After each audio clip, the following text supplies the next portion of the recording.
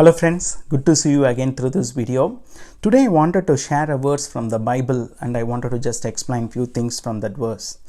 The book of Joshua chapter 1 verse 9, it says like this. So this is how the Lord says to Joshua. The background of this particular portion, right? I just wanted to share a quick background. It was at the time when Moses died, right? When Moses was taken by the Lord, and now Joshua has been put in the helm, he is in charge of leading the Israelites now. So from Joshua's perspective, he is going through a time of transition, and also he is going through a time of tough phase, because it's a very difficult transition for him, because Moses was not there, right? So long Moses has been his companion, and anything for everything, they would have always looked up to Moses, and Moses was just like the mediator between God and the people of Israelites at that point of time. So now losing such a person would be from a moral perspective, he would be feeling very isolated. Like Joshua would have felt isolated because he has lost one of his best companion. On the other hand, he has so much of people, like the multitude of people who we know they are not a very nice to handle people, right? Because many times they have revolted against Moses, and they very easily they get provoked and they get they do a lot of murmuring and they talk against the people who are leading them. So he has to lead that kind of a people, and then he has to encounter opposition and enemies in order to inherit the promised land. So if you consider this kind of situation, all these challenging situations here, so it was Joshua's transition was a very difficult transition and a challenging one too. And that is why God is reminding him. In fact, God is giving this as a commandment. The reason he says like this, if you read in Joshua chapter 1 verse 9, have I not commanded you? ? Right? God is first asking Joshua. He's just reinforcing this and saying, Joshua, this is not only a promise, but this is a commandment. So what's the difference between a promise and a commandment? A promise is something God gives, God says that I will do it, and he does it, right?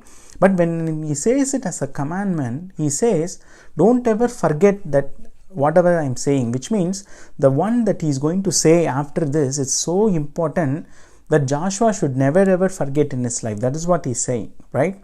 What did he saying? Be strong and courageous. Do not be frightened. Do not be dismayed. For the Lord your God is with you wherever you go. So he's saying 5 important things here. And that's what I wanted to just expand in this short video today. So let's see one by one, right? First, he says, be strong. See, this is very, very important. As I said, the Lord is setting up practical expectations to Joshua here. Because he is telling Joshua, I know that you have taken a very big task, or there is a very big role that you are going to play, as you are going into the promised land.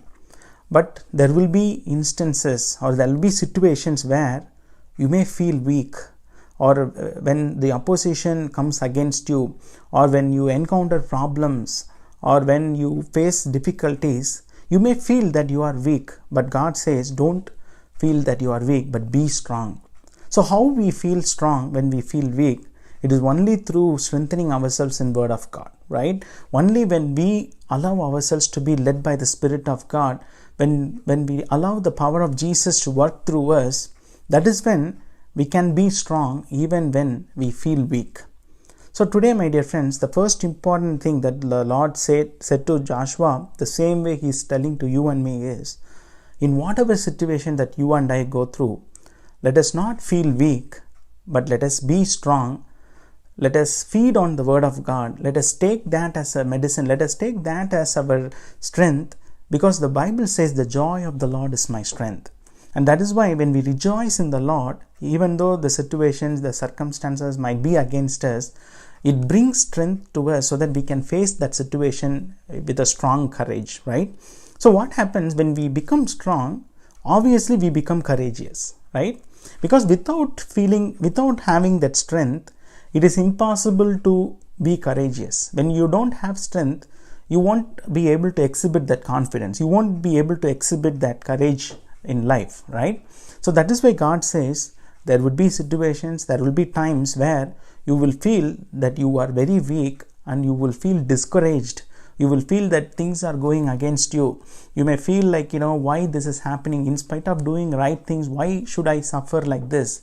So these kind of situations will obviously make us discouraged, right?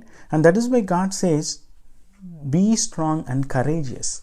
Don't be like a coward. Don't be timid. Be strong and be courageous, says the Lord.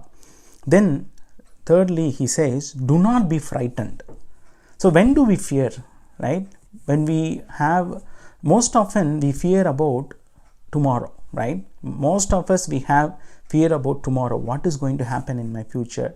What is going to be my future, my children's future, or how are they going to get settled? Lot of things we worry about our future, and we always fear about future. What will happen if tomorrow I am not here, and how my family is going to survive? Likewise, there are so many things we keep on thinking. But God says, don't be afraid of situations, or don't be afraid of things that are going to come, because I hold the future. I am the future, right? Jesus said, I am the beginning and I am the end. I am the Alpha and Omega, which means the Lord is the one who knows our future and who holds our future. And that is why knowing Jesus Christ, or receiving Jesus Christ as our personal Savior, we have our future secured, because He holds our future.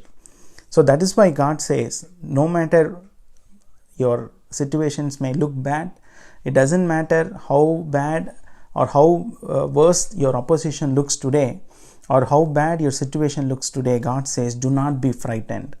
And then He says, do not be dismayed. Because when we get feared, when we get afraid, or when we are discouraged, obviously we become so dismayed. We lose our hope, right?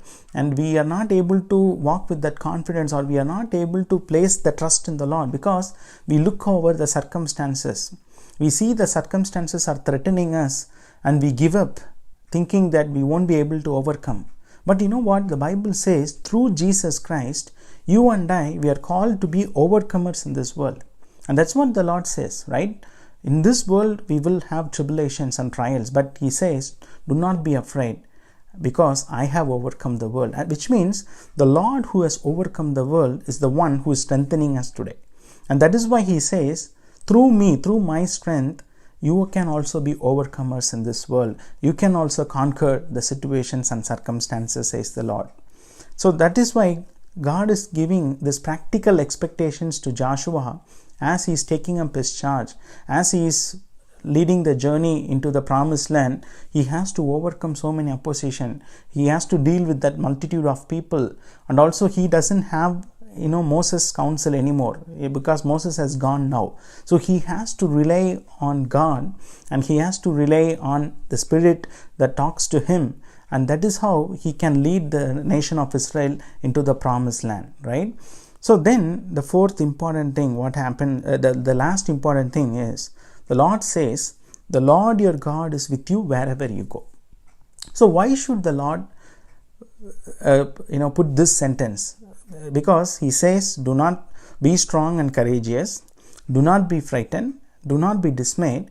And when we don't have these four things, that is when the fifth important thing becomes a very important matter. Because I will tell you this, when you feel weak, or when you don't have the courage, when you are frightened, or when you are dismayed, right? So when all these things happen in our life, eventually we begin to question whether the Lord is with me. But do I really have the favor of the Lord? Do I really have the strength of the Lord? If the Lord is with me, why should He allow me to go through this? Likewise, we begin to question, and we will start to have unbelief, right? That is why God says, if you have to be strong, if you have to be courageous, and if you have to be not afraid of anything, and if you have to be not dismayed, then it is very important that you remember that the Lord is always with you. It is not by your strength that you are going to do this, but it is through my strength that you are going to do this, says the Lord. So today, my dear friends, as we look this verse today, right, one thing is very, very clear. The Lord who said this to Joshua and who did everything to Joshua is the same Lord we serve today, and He is alive, and He is the one living forever and ever. He is a God who never changes, and today He also wants to do the same thing for you and me. Like Joshua had a big task in his hand, you and I, we also have a task today, that is to build the kingdom of God in this world. So when we are given that big task, sometimes we may feel we are weak, sometimes we may be afraid of the responsibilities, sometimes we may feel inadequate, sometimes when we see the opposition that comes against us, we may feel dismayed, or we may lack the courage to face them. But you know what, like Joshua, we have to remind ourselves, because the Lord has commanded to us not to forget that He is always with us wherever He takes us. And that is why, my dear friends, let's be strong, let's be courageous, let's not be afraid of anything, any opposition, but let's march towards that focus that God has given to you and me to build the kingdom of God, because the Lord is always with us, and He never leaves us, and He never forsakes us. May the Lord bless this word. You all have a blessed and a happy day. God bless you.